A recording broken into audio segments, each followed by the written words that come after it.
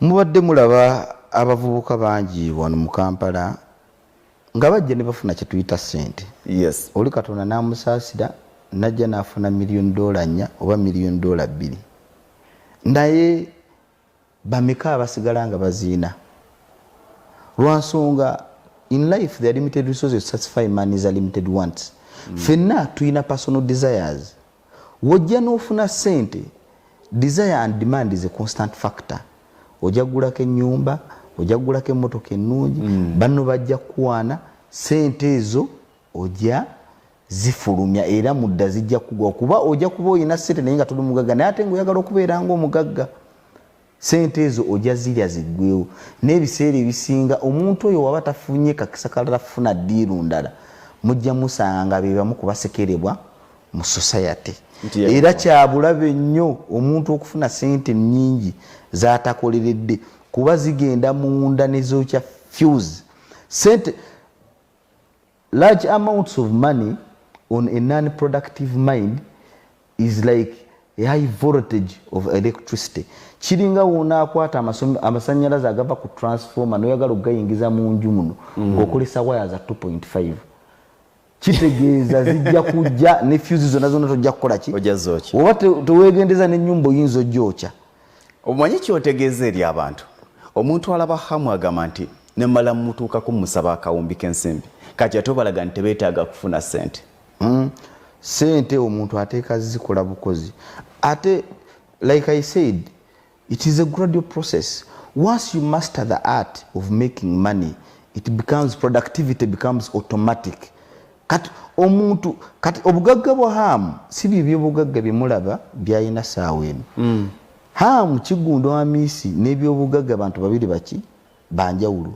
Nze wenkwata ebintu byonna nga wembiyina nembikuwa mukulu Ssentongo gwe aba afuuse omugagga. Once you attach what I have to your name then obeera ofuuse ki omugagga nga bagamba nti in fact oba oyina ssente naye obugagga yendowooza yange ng'omuntu nze n'owonjijja wano n'ongenda n'onsuula ejjubba oyinza okunsanga era mmeze kuba it is the same principles I apply under different circumstances. Ne wenzigwamu osobola okunsanga nga neetikka migugu, osobola okunsanga nga nvuga boda kuba nkola ekyo kyemba nnyina okukola mbudde mwemba nnyina kikolera okusinziira mu mbeera gye mba ndimu mu kaseera ako. Simba wakati awo omulungi atulaba okyali mu programu yawo Musunsuzi ku Soul TV tutunuulira abantu nga bano balina bingi ebyokubayigirako. Mbagamba nnyo nti ebiseera ebisinga obungi bw'okyawa omuntu akusinga togenda kutuuka waali.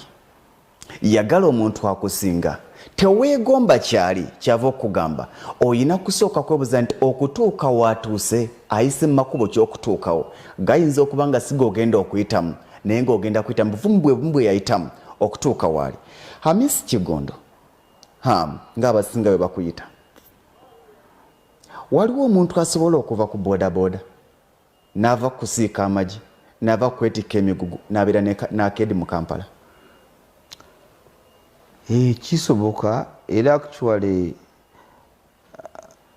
bannayuganda abasinga mujja kunjulira nti bannammwe bangi mubalabye ne batandika okukola emirimu gy'ewansi nga mubasekerera ne najja ng'alinnya ne mumulaba paka lwafuna ssente n'agaggawala naye nga mukyali mu kujereegerera nti gundi oyo namulaba, gundi oyo twabeeranga naye wano naye nga yakolanganga ng'oliwa wamulabanga naye ng'omusekera. Bangi mumwe mulina capital asobola okutandika okukola ne capital oyo mumugaya oyina $10,000 olwaleero naye olinze paka lwolowooza $10,000 olyoka okola bizinesi gy'owulira gwe ku mutima gy'oyagala okukola. Emotions and personal desires in most cases are some of the major limiting factors or frustrating factors of someone's ability to reason. Ebintu ebyo buli w'okulembeza gwe ky'oyagala ku mutima ne ku bwongo n'otakulembeza ekyo ekiriwo ebiseera ebisinga weesanga ng'olemeddwa okutandika n'ekyo ekitono ky'oyina ky'osobola okutambula.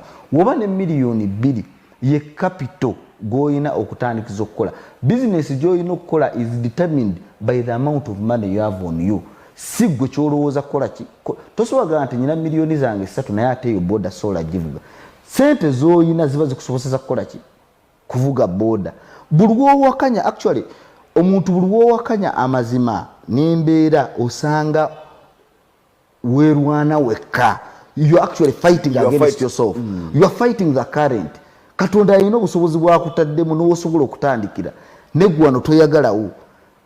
Kyovola abavubuka abasinga wajja n'agula kamotoka batambula n'ebisunzo nga babiwuuba n'alaga abantu bonna ati mugagga. You see, you have already sold yourself to the society as a rich person.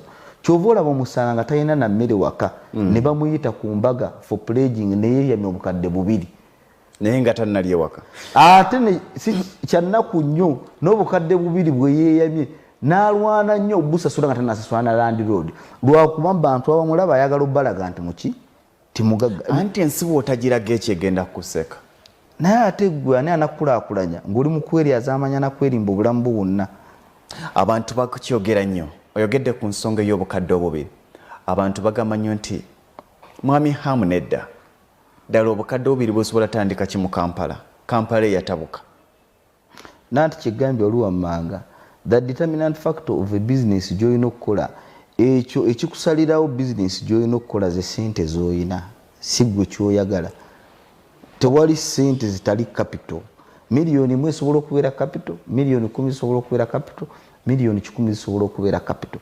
Nze muzeeyi wange ayina sente naye abakumpa billions and billions of money osanga singa seatuuka wenkola ki wendi neyampa akatono keyampa kusawo yuko yanjagaliza kukola. Era abazungu kye babagamba nti omuntu muyigiriza okuvuba tomuwa kyennyanja. Ladies and gentlemen, ofuna kyenfuna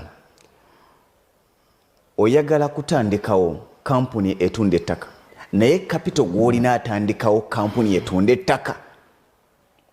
Oyagala kuvuga tax era oyagala kunoonya sente zigula tax naye sente z'olina mu nsawo yo nezosobola okufuna zigula tax oba zigula boda.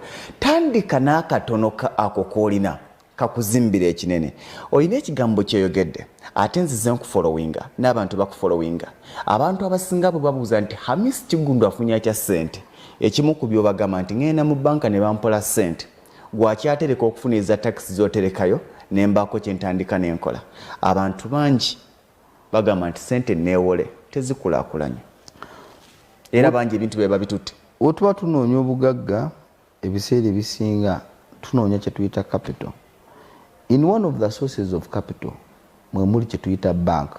Kyannaku nnyo era kya mukisa mubi nti abantu abalina endowooza ennafu oba etafumiitiriza buli bakwata ku ssente baagala they have attachment to money, baagala nnyo ozikuuma what we call saving. Era ojja genda okwesanga ng'abantu abasinga buli wafuna akasente either akateeka mu ppiro oba n'akaddusa mu banka. Naye ate nga ssente buli w'ogikwatako olina gitunuulira nga ki nga capital.